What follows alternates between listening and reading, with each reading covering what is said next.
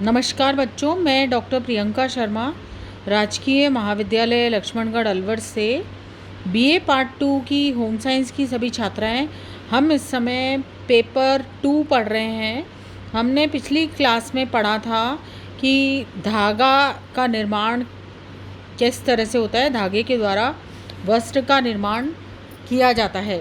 आज हम पढ़ेंगे धागा निर्माण की विभिन्न अवस्थाएं। छोटे छोटे अव्यवस्थित उलझे हुए रेशे से किस प्रकार धागे का निर्माण होता है, इसकी विभिन्न अवस्थाओं को जानना आवश्यक है। प्राकृतिक रेशों से धागा निर्माण करने हेतु विभिन्न अवस्थाओं से प्राकृतिक रेशों को गुजरना पड़ता है। सबसे पहली अवस्था होती है धुनाई या कार्डिंग। इस प्रक्रिया में कई रेशों को मिलाकर के या एक ही वर्ग के रेशों को एक साथ मिलाकर धुनाई की जाती है। प्राकृतिक रेशे प्राकृतिक अशुद्धियों, धूल कणों आदि से युक्त और उलझे हुए होते हैं। धुनाई प्रक्रिया द्वारा इन रेशों को सीधा और समानांतर किया जाता है। साथ ही प्राकृतिक अशुद्धियां जैसे घास, पत्ते, बीज, तने के कुछ कठोर भाग, धूल कण आदि अलग हो जाते हैं। धुनाई प्रक्रिया मशीन और हाथों से संपन्न की जाती है। धुनाई प्रक्रिया से रेशे सीधे, समानांतर और व्यवस्थित हो जाते हैं।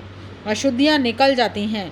इसके पश्चात इनकी पतली चादर तैयार करके इनसे 3 इंच व्यास की गोलाकार कीप की नली से इन्हें निकालते हैं, जिससे मोटी पूनियाँ बन जाती हैं। उत्कृष्ट कोटि के वस्त्र निर्माण हेतु धुनाई के पश्चात कंघी प्रक्रिया या जिसको कोम्बिंग कहते हैं के लिए भेजे जाते हैं। परंतु अगर साधारण वस्त्र बनाने हों तो इसके लिए धुनाई के पश्चात पूनियों को सीधे ही कताई की जाती है। इनकी कंघी की आवश्यकता नहीं पड़ती है। कंघी करना या कोम्बिंग। उच्च कोटि के वस्त्र बनाने के लिए धुनाई के पश्चात कंघी की जाती है। इस प्रक्रिया से छोटे रेशे छटकर अलग हो जाते हैं और लंबे रेशे और भी समानांतर और सीधे हो जाते हैं। इनकी रचना भी सघन और व्यवस्थित हो जाती है। छोटे रेशों से निम्न कोटि के वस्त्र बनाए जाते हैं।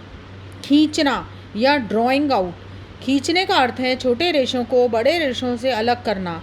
इस प्रक्रिया में कंघी की गई पोनियों को घुमावदार घिर्री पर चढ़ाया जाता है, जिससे छोटे रेशे छटकर अलग हो जाते हैं और लंबे रेशों से उच्च श्रेणी के वस्त्र बनाए जाते हैं। खींचकर निकालने के पश्चात रेशे और भी समानांतर और व्यवस्थित हो जाते हैं और उनका वजन भी एक समान हो जाता है। साथ ही लंबे रेशे ही रह जाते हैं और छोटे रेशे छटकर निकल जाते हैं। घुमाव देना। खींचकर बनाई गई पोनी को घुमाकर हल्का सा ऐंठन दी जाती है। इसको रोविंग कहते हैं या घुमाव देना कहते हैं। इस प्रक्रिया में धागे पर कुछ घुमाव देकर हल्की सी बटाई की जाती है।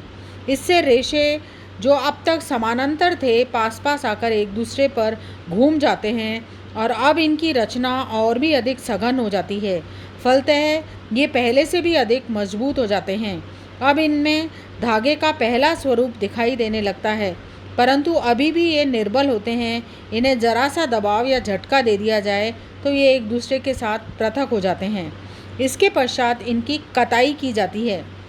कताई धागे के निर्माण की अंतिम अवस्था होती है, जिसके द्वारा लंबाई और व्यास के धागे प्राप्त किए जाते हैं। रोविंग प्रक्रिया के पश्चात कताई की प्रक्रिया प्रारंभ की जाती है। रोविंग से प्राप्त धागे को कताई मशीन पर चढ़ाया जाता है। इसमें कई रोलर लगे होते हैं, जिनमें प्रत्येक रोलर की गति पहले वाले रोलर की गति से अपेक्षाकृत अधिक होती है। अंतिम रोलर से निकलते निकलते धागा वांछित व्यास और आकार का प्राप्त हो जाता है। कताई 2 प्रकार की होती है, एक तो यांत्रिक कताई और एक होती है रासायनिक कताई। धन्यवाद।